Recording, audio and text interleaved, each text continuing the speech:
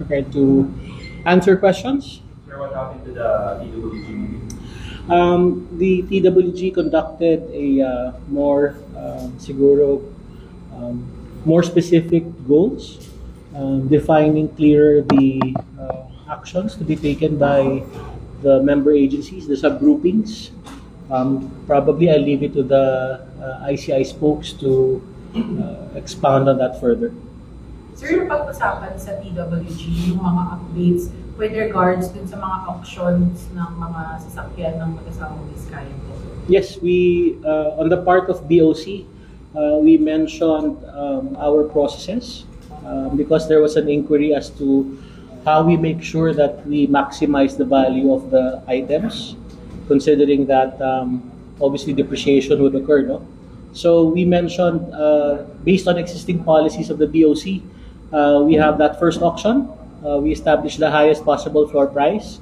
In the event of a failed bidding, we resort to a second auction.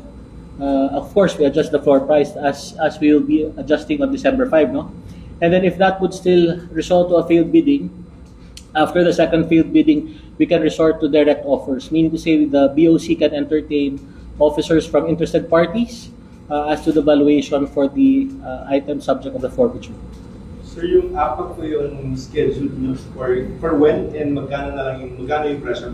Ano ba, 50% of? Hindi naman. Hindi naman. Sige. By one week. So the second auction for the 4 vehicles that were subject of a failed bidding is on December 5, 10 o'clock a.m.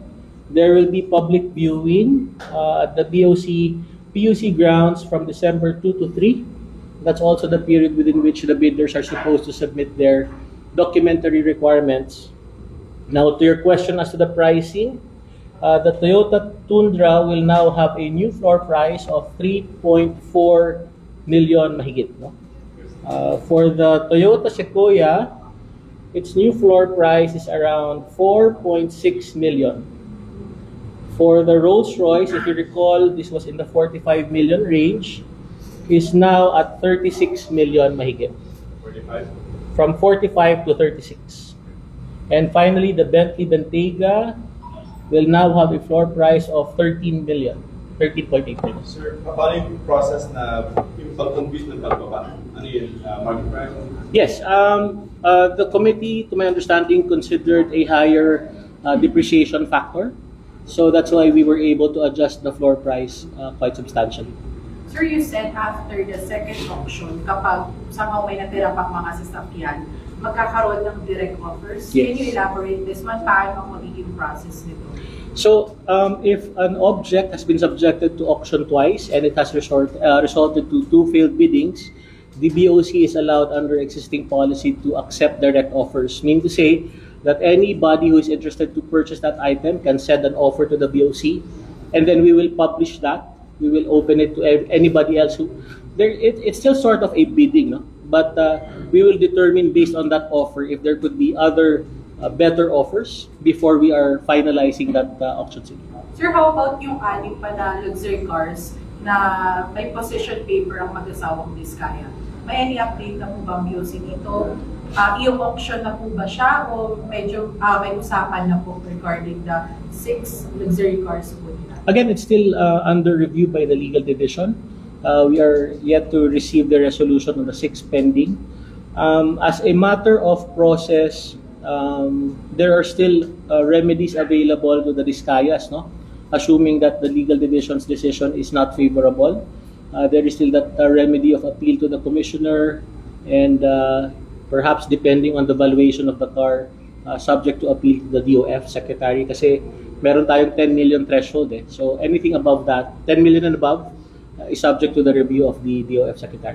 Sir, ano yung kiniklaim nila dito na gagawin na lang nila with regards dun sa anim na sasakyan na ito? Parang babayaran ba or ano po ang sinabi? Well, part of their possession paper was an offer of payment of compromise penalties. No? So that means they are offering payment of the difference between the dutiable value as determined and what was actually paid. Again, I don't want to preempt the decision of the legal division, but I guess it's pretty obvious, no?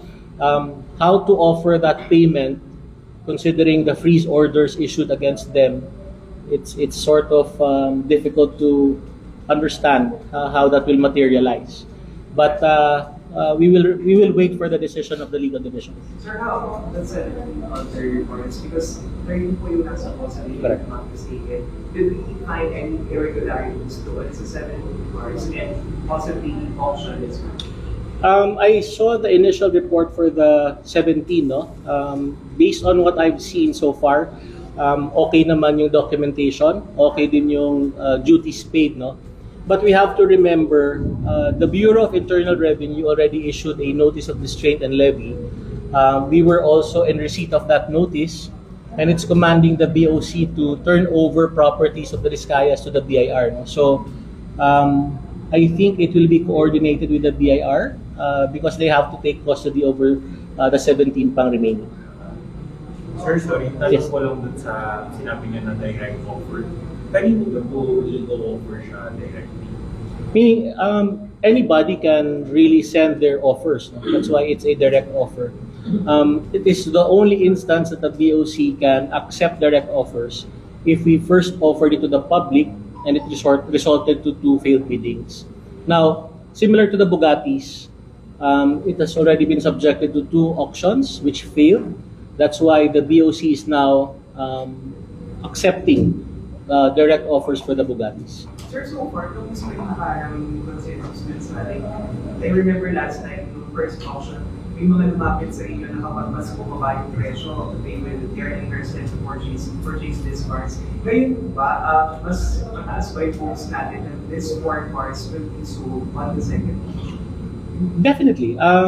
In fact, if you recall, one of the bidders said that if the Rolls-Royce was in the 30 million range, they would be interested to participate. So we're hoping that by lowering the price, we are encouraging and enticing more bidders to participate, which would eventually lead to better competition. No? Kasi in the sealed bid envelope system, when you open the bids, if there's a difference of I think 10%, no, from the highest to the second one, it's called clustering, no?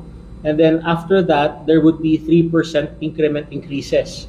So hopefully, by enticing more bidders to participate, we're hoping to generate more revenue. And ilan po yung parang target natin na ma-generate yung revenue? Because if I'm not mistaken, last time, 210 million. So, ngayon po na mas lower na yung presyo ng mga sasakyan, ilan yung target revenue natin sa pitong coach? Siguro roughly above 50 pa naman, no? Yun yung rough computation na. Sir, pa ako lang doon sa may direct offer niyo, sir. Does that mean wala ng restrictions? Kasi nung unang bidding natin, may mga restrictions tayo na kung those who can enjoy. Ito bang direct offers na talaga open? Meaning, who can send that offer? Yes. There are still restrictions, no? The restrictions in 3-2020 will still apply. Meaning to say, again, BOC employees and officials still cannot participate. The forwarder consignee still cannot make that offer, no? So the restrictions would still apply, but in terms of perhaps the floor price, no, it's no longer determined by the BOC. It will now be coming from the offeror, and if that is acceptable, and if there is no other offer that would be accepted within a given time frame, then the BOC can consider disposing of that asset under that direct offer system. So, parating kayo? Sorry? Hindi mo ipaparating. Well, at the end of the day, the BOC commissioner would still have the prerogative to accept or deny the offers. No?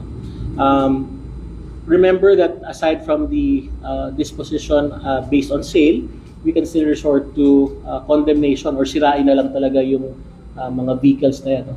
So, that is still an available option. Oh, sorry. Mga ilang attempts, sir, bago dumating Oo, sa sa pag-issue. pagsira.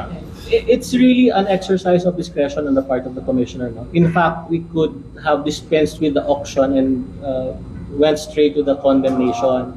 So, although the inclination of Commissioner Ariel is to convert it into revenue. Kasi, considering the state of our country, we are in need more of a budget rather than, destroying the forfeited items. Thank you Thank you always so for your much. time. Thank you so much.